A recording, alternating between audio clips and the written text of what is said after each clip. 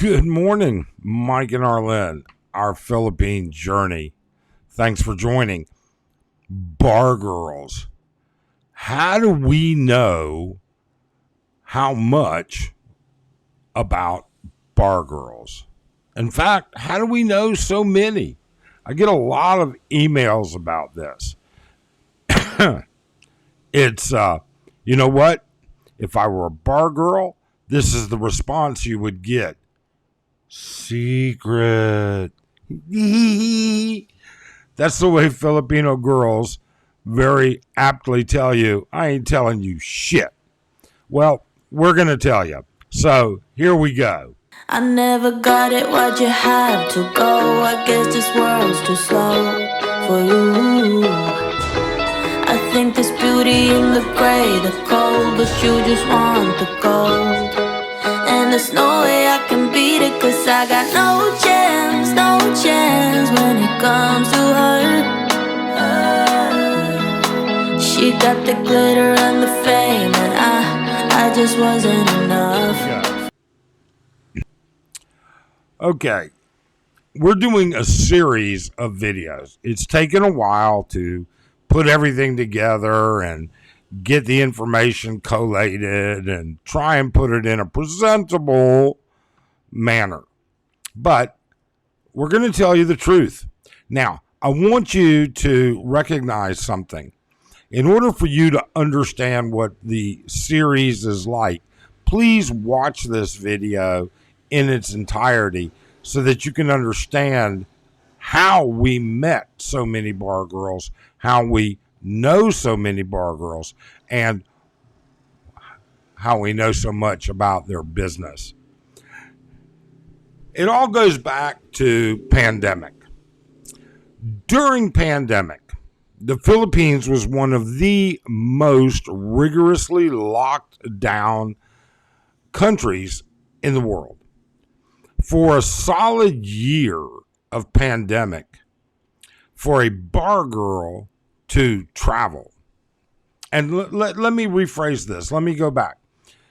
This lockdown in the Philippines was not a gradual process. There really wasn't a big deal. Manila went into lockdown, and 3 days later, they locked down the entire country. I mean, as people were digesting the news of lockdown, the entire country went into lockdown. A lot of bar girls in Angeles City. Well, guess what?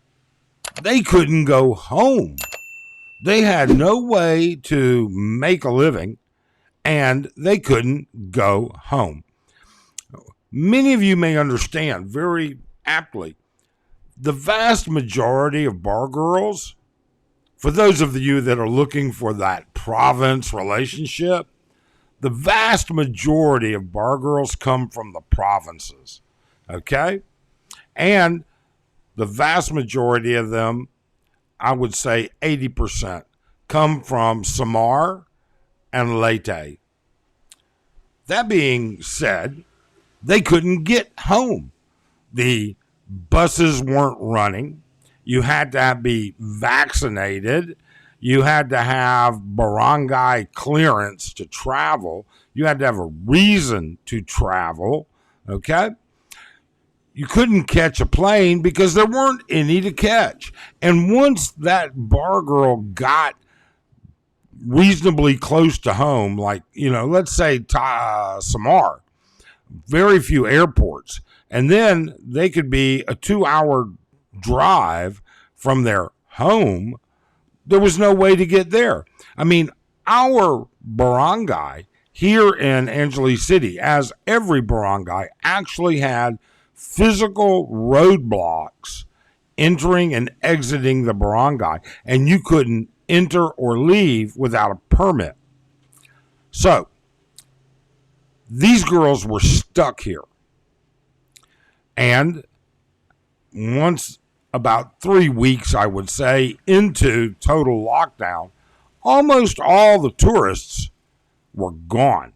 And even those people that were living here part-time were gone.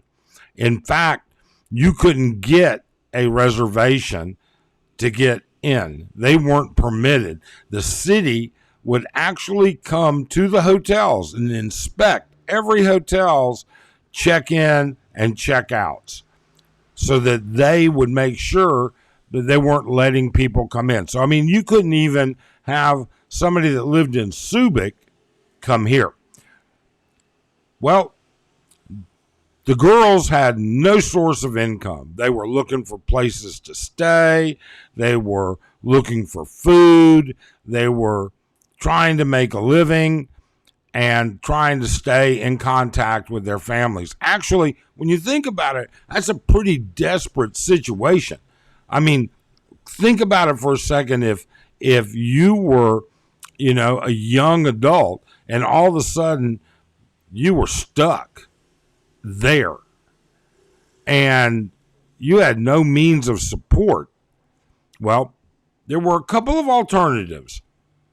First off, many, if not most, of the American-owned bars, while they were closed, what they call stay-in was still open. So many of the bars, if not all, offer some sort of stay-in solution. This is for girls that want to work at the bar, whether they're a bar girl, a hostess, a waitress, a door girl, okay? They could live there.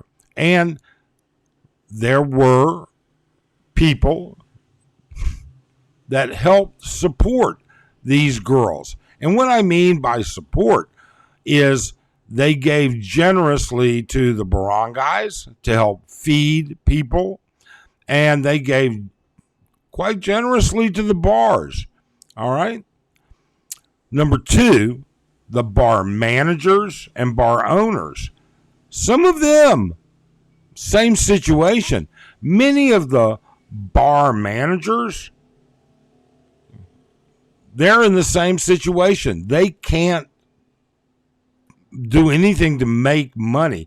None of these businesses were paying employees or giving them an allowance while the bars were closed. So then you enter into our situation.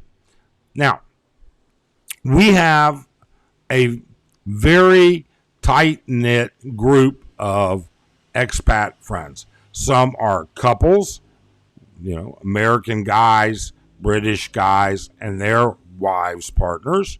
Some are single guys. And we have a big pool. Actually, we have multiple pools. We would throw a pool party and feed bar girls. We'd invite 6, 7 girls. And every girl, if you know Filipinas, they don't travel alone. They're going to show up with at least one of their friends.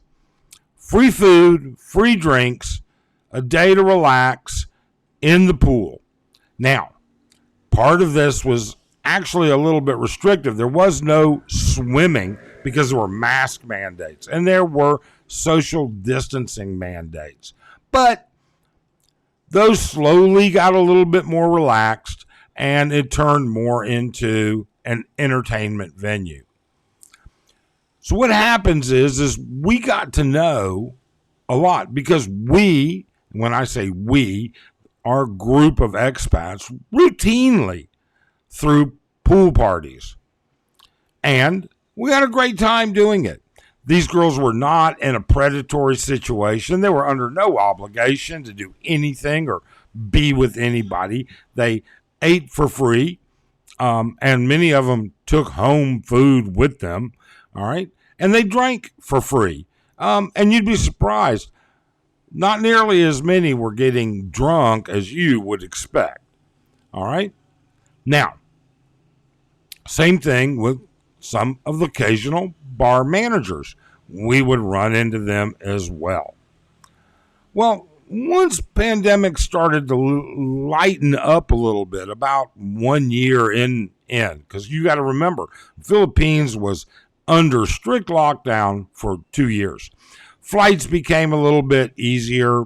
Getting clearance to get public transportation, but it was limited. So for the first 18 to 20 months, flights were expensive, limited. You had to be vaccinated. You had to show your vaccination card. You had to have a reason to travel. And in some instances, you had to show proof of where you were going to stay when you arrived. And there were still, in some places and instances, quarantine, even inside the country. It was strictly impossible for most of these girls to travel. For them to Clark International Airport right up the road, it was closed completely. The Genesis bus system shut down completely. So your options were to either get a ride into Manila to the airport, of which you'd have to go through several military checkpoints, or the bus, of which very limited, and a lot of checkpoints for the buses. Then when you got to Manila, you had to hope your flight wasn't canceled. You had to hope it wasn't delayed. And the expense of your flight to get home was drastic. Now, I'm going to tell you, the expense of the flight. Hey, you're going to be surprised. We're doing a whole series, and you're going to find out exactly how much these girls make. Now, they're not all saints. They're not all sinners. And we don't condemn or condone anybody. You're entitled to your own opinions. But these people are human beings, just like everybody else. They're making a living. They're supporting families, children, parents. What would you do in their situation? I don't know. I know that I'd be willing to do a lot of things to make sure that my daughter was healthy and well fed. Now, obviously, you can see I'm not going to make a very good bar girl. All right? But to answer a couple of questions, number one, we're not invested in any bars. Number two, we've never been in the bar business in the Philippines. And Arlene was not around when I was invested in a bar in the U.S. Number three, Arlene has never been a bar girl. Okay? But that's how we know so many, because we continued having fun, laughing, hysterical conversations with these girls. And we're going to start to relate how that actually transpired. So stay tuned for the next one. Please subscribe. Hit that notify bell so that you actually get notified when the next one comes up. And hit that thumbs up. We would really appreciate it. Otherwise, have a great day. Bye.